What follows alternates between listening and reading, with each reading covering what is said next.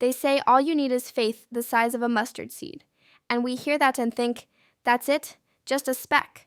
But what we forget is that the smallest seed still holds the blueprint for a forest inside it.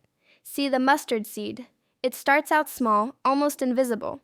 You could lose it between your fingers.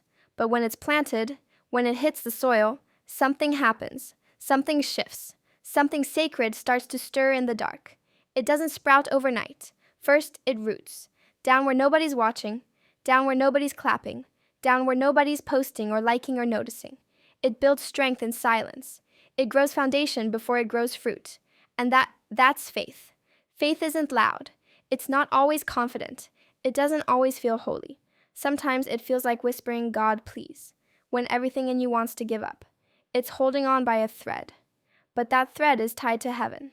See, when Jesus said, if you have faith as small as a mustard seed, he wasn't talking about the size of your faith.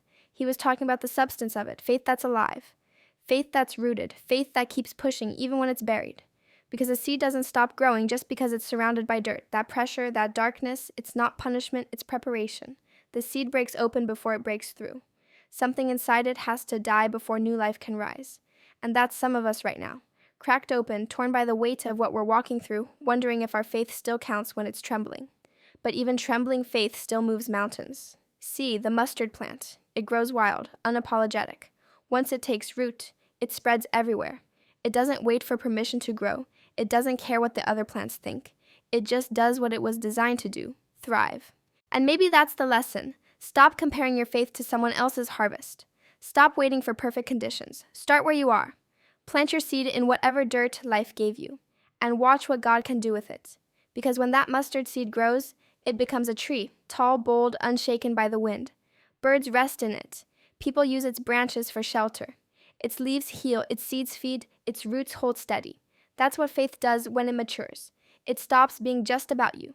It starts feeding others, covering others, healing others. Faith as small as a mustard seed can move what feels immovable, can shift what seems stuck, can bring life to the barren. So even if all you've got left is a flicker, hold on to it. Even if your faith feels fragile, plant it anyway. Water it with tears if you have to. Expose it to the sun. Let it break open. Let it grow roots before it grows branches. Because that little seed, that quiet, unseen, trembling faith is enough. Enough to move mountains. Enough to start over. Enough to build again. Faith doesn't have to be perfect. It just has to be planted.